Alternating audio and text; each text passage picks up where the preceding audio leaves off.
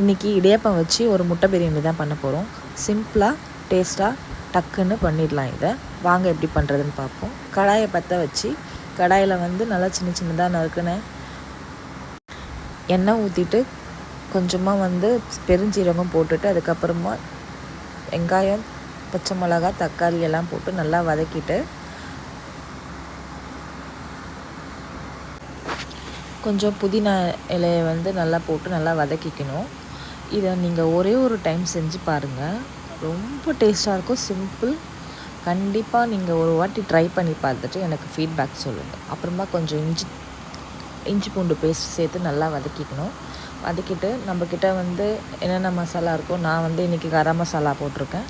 அதுக்கப்புறம் பிரியாணி மசாலா கொஞ்சம், அதுக்கப்புறம் பார்த்திங்கன்னா வீட்லேயே அரைச்ச காஷ்மீரி ரெட் சில்லி நான் கொஞ்சம் போட்டுட்டு அதை நல்லா கொதிக்க விடணும். ஒரு கொஞ்சமாக தண்ணி ஊற்றி, ஏன்னா அது பச்சை வாசனை போகணும். போனதுக்கப்புறம் பார்த்திங்கன்னா நல்லா வதக்கிக்கணும். இது முட்டையை 2 முட்டையை நல்லா உடச்சி ஊற்றி அதெல்லாம் மிக்ஸ் பண்ணிக்கணும். இன்றைக்கி நான் 2 பேருக்கான அளவு தான் செஞ்சு காட்டியிருக்கேன். நீங்களும் இதை கண்டிப்பாக சாப்பிட்டு பாருங்கள் செஞ்சு. அப்புறம் நிறைய பேர் பார்த்துட்ருக்கீங்க என்னோடய வீடியோவை. கொஞ்சம் நீங்கள் என்ன சப்ஸ்கிரைப் பண்ணி சப்போர்ட் பண்ணுங்கள். ஓகே ஃப்ரெண்ட்ஸ், இன்றைக்கி நான் கடையில் வாங்கின இடியாப்பத்தை தான் யூஸ் பண்ணியிருக்கேன். இந்த மாதிரி நல்லா நம்ம கொத்து பரோட்டாக்கு பண்ணுவோம்ல, அந்த மாதிரி நல்லா அதை கொத்தி எடுத்துக்கணும். இடியாப்பத்தை எடுத்துகிட்டு அந்த நம்ம வதக்கி வச்சுருக்க கிரேவியில் இந்த இடியாப்பத்தை போட்டுட்டு, ஏன்னா நம்ம முட்டை எல்லாமே போட்டு ஆல்ரெடி ஒரு கிரேவி மாதிரி பண்ணி வச்சிட்டோம். அந்த கிரேவியில் இந்த இடியாப்பத்தை போட்டு நல்லா நீங்கள் கிண்டி எடுக்கணும்.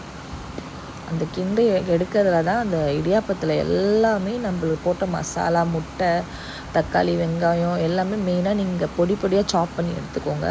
ஏன்னா பச்சை மிளகாலாம் நான் எண்ணெயில் போட்டு வதக்கியிருக்கேன். அது இருக்கிற இடமே தெரியல, அவ்வளோ டேஸ்ட்டாக இருந்துச்சு. நீங்கள் அதை பரட்டி எடுக்கிறதெல்லாம் இருக்குது, அதில் தான் கொஞ்சம் டைம் எடுக்குமே நம்மளுக்கு. அது ஒரு 2 to 3 மினிட்ஸ்லேயே நம்மளுக்கு அது நல்லா வதக்கி எடுத்துருவோம். லாஸ்ட்டில் பார்த்திங்கன்னா கொஞ்சம் பெப்பரை நீங்கள் அதில் தூவி விட்ருங்க.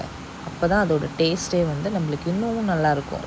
இதுக்கப்புறம் நீங்கள் பெப்பர் கொஞ்சம் தூவி விட்டுட்டு அதுக்கப்புறம் நான் என்கிட்ட கொத்தமல்லி இல்லை, அதனால் நீங்கள் என்ன பண்ணணுன்னா, உங்கள்கிட்ட கொத்தமல்லி இருந்தால் நீங்கள் போட்டுக்கோங்க. நான் புதினா மட்டும் தான் போட்டு இன்றைக்கி கிண்டி விட்டுட்டு நெக்ஸ்ட் லெமன் பிழிஞ்சு விட்டிங்கனாலும் நல்லாயிருக்கும். நான் இன்றைக்கி லெமன் பிழிஞ்சதை எடுக்க மறந்துட்டேன், சாரி. நீங்கள் லெமன் பிழிஞ்சுக்கோங்க, அதை நான் இதில் காட்டியிருக்க மாட்டேன். ஸோ எல்லாமே பரட்டிட்டு பாருங்கள் எப்படி உதிரியாக அந்த முட்டை எல்லாமே ஒன்றோட ஒன்றா அந்த கிரேவி எல்லாம் சேர்ந்துருச்சு நம்மளுக்கு. இப்போ இதுக்கு சைட் டிஷ் வெங்காய பச்சடி வச்சுக்கோங்க, ரொம்ப டேஸ்ட்டாக இருக்கும். இன்றைக்கி எதுவுமே வேணான்னு சொல்லிட்டாங்க வீட்டில், ஆனால் நான் இதை மட்டும் பண்ணி கொடுத்துட்டேன்.